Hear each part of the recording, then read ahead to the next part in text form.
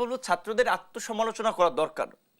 কেন তারা যে জাতীয় ঐক্যের সেন্টারে ছিল তারা এইভাবে তাদের নিজেদের পছন্দ মতো যেমন খুশি তেমন সাজো একটা সরকার গঠন করলো? কারণ যদিও এখানে বলা হচ্ছে ইউনূস স্যার কিন্তু নিউ এজের সম্পাদক জনাব নুরুল কবিরের সাথে ইন্টারভিউতে পরিষ্কারভাবে বলেছিলেন তিনি সমস্ত প্রক্রিয়ার সাথে ইনভলভ ছিলেন, উপদেষ্টা সবাই তার কথা হয়েছে সেটা না, একটা লিস্ট তার কাছে দেওয়া হয়েছে যে এরা এরা থাকবে, সেখান থেকে তিনি দুই একজনকে প্লাস মাইনাস করেছেন, দু চারজনকে, বাকি লিস্টে ছাত্রের প্রধান তো তৈরি করেছে। তো তাদেরকে এত বড় গুরু দায়িত্ব দিল, সবাই সমর্থন করলো, তাহলে এখন কেন তাদের বিরুদ্ধে দাঁড়াচ্ছে, কেন তাদের কর্মকাণ্ডের সমর্থন করছে?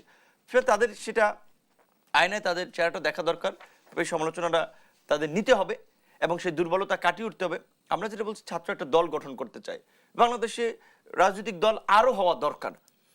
সেক্ষেত্রে এখন তাদের তো বয়স আছে, সময় আছে, হ্যাঁ, তারা সরকারে না থেকে তো রাজনীতি করলে আরও ভালো করতে পারতো, আরও মানুষের ব্যাপক সমর্থন পেত। কিন্তু যখন আপনি সরকারেও থাকবেন আবার রাজনৈতিক দলও গঠন করতে চাবেন, তখন তো মানুষ এটা নিয়ে কোশ্চেন তুলবে যে ভাই তুমি সরকারের থেকে যদি দল গঠন করো সরকারি ফ্যাসিলিটিস নিয়ে, তাহলে আমি কেন পারবো না? এই আন্দোলনে আমি একজন স্টেক হোল্ডার, আমরা একজন স্টেক হোল্ডার, তাহলে আমরা তো কেন পারবো না? তুমি যদি রাজনীতি করো তাহলে রাজনীতির মাঠে আসো, সরকার থেকে বিদায় নাও।